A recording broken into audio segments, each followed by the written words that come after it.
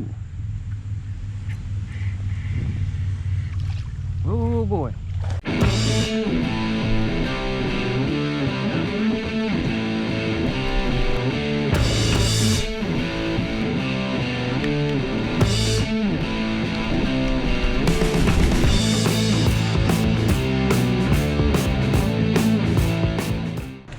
What's going on, everybody? I'm out here at Scotts Creek Marina on Cave Run Lake. Gonna be bass fishing.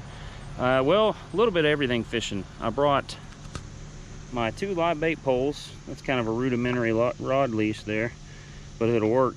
And I'm gonna be dragging shiners behind my kayak while I fish with crankbaits and stuff like that for bass. It's been a pretty hot crankbait bite, so I'm gonna start out with that, but let's get on the water.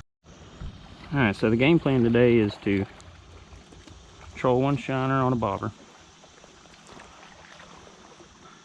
And that's probably gonna be like, I don't know, 7 feet deep as soon as I get out off the bottom here. And I'll troll that one towards the bank. And then this one's going deep. All I'm doing to make these leaders, I'm taking my circle hook, tying a Palomar knot. There's that, I'll trim that. And then on the other end, I just make a triple surgeon's loop, which is you double your line and you make 3 overhand knots. Make sure you wet it, pull it tight, there you go. Kind of let it go down. I've got my drag set real loose.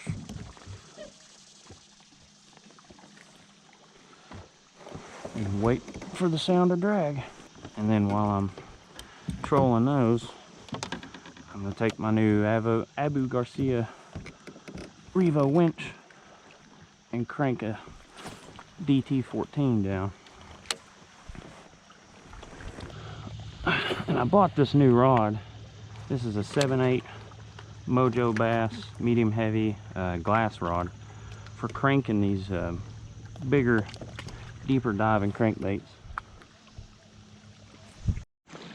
Nothing on that, so I'm going to try a drop shot. Drop off right there.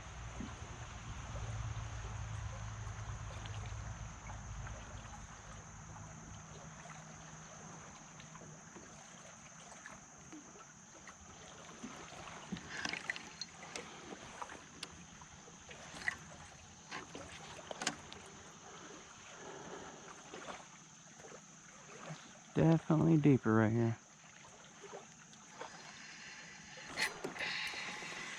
Wow, that didn't even hit the bottom.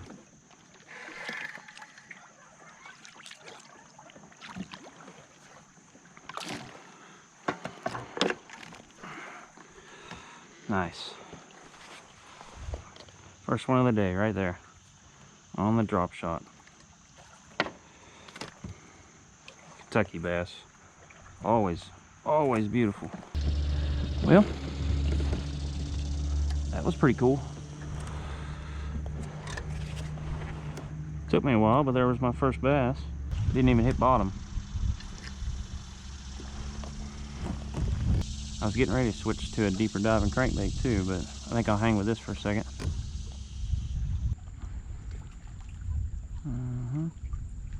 There's a bite right there. Small stuff though. Everything's small.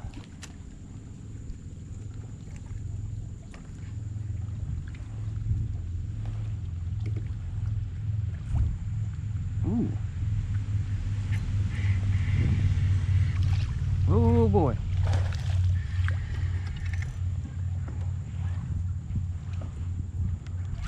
I got a pretty good fish on here.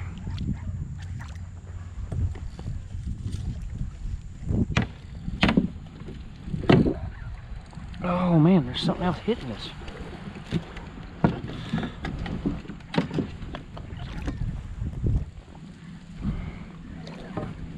Golly.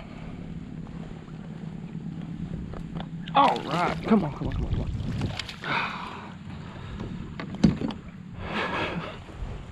There's 2 or 3 smallmouth hitting this.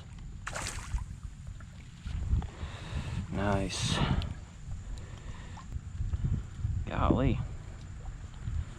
Sucker is aggressive. Look at that. That is gorgeous. I'm hung every which way from... Oh, man. I gotta get this guy back in the water. So I don't know if y'all just saw that, but I got into a little school of smallmouth because that smallmouth I was fighting had 2 or 3 smallmouth hitting it, trying to get the bait out of its mouth. So I'm gonna cruise around here for a second and try to catch another one. So it's been an incredibly slow day. I haven't caught anything since that smallmouth, I think. The only thing that's really producing is drop shots. So it's later in the day. I'm gonna put on a drop shot. I've pulled up my live bait poles because they were doing nothing but getting snagged. I may throw them out here in a little bit, I don't know. We'll see. Let's try over here.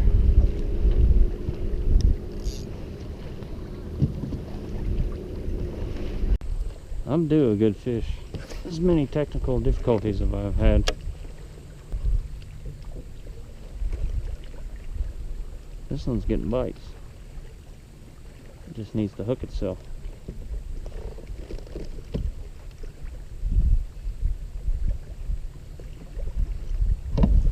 So I'm getting bites, but they won't sit the hook. A big one will just take it and be gone with it. These little ones, they'll just peck at it until it's gone.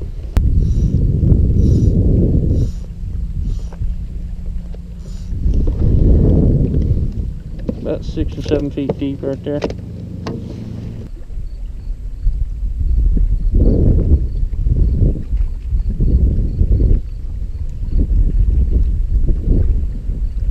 That's getting big right there.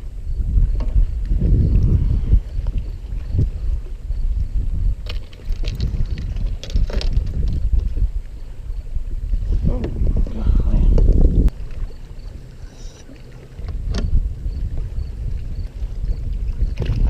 Do something about this system I've got.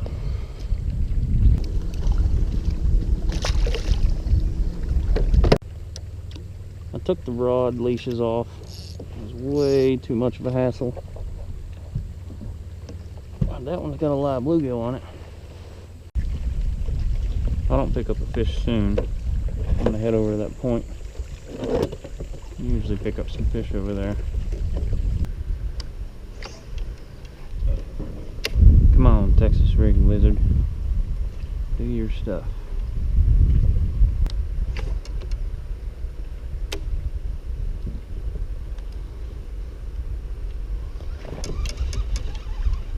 Got something good here.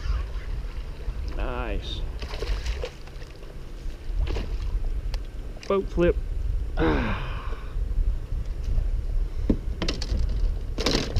That's what I'm talking about.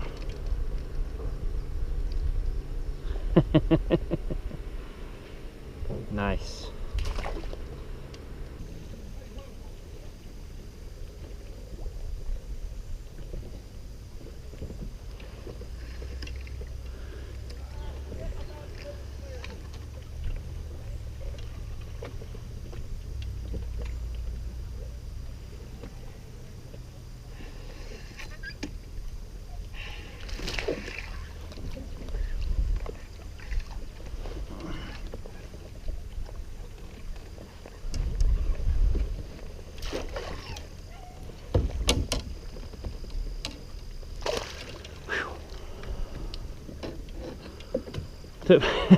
Caught me by surprise.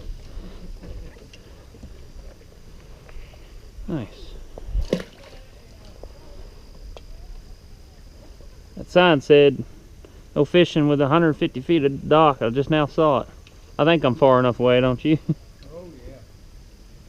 There was one up there at College Lake, wrapped up in the water field, had a hook wrapped around it, and it was tangled up bad. Hmm. Got it. Then it stayed a big old snap turtle. He was wrapped about 6 feet long. Oh yeah. I hate messing with those things. They hurt you real quick. Yeah.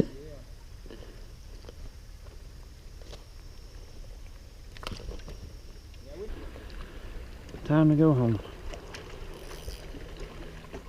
Well, it took me editing this video to figure out I didn't have an outro. I just quit fishing when it got dark.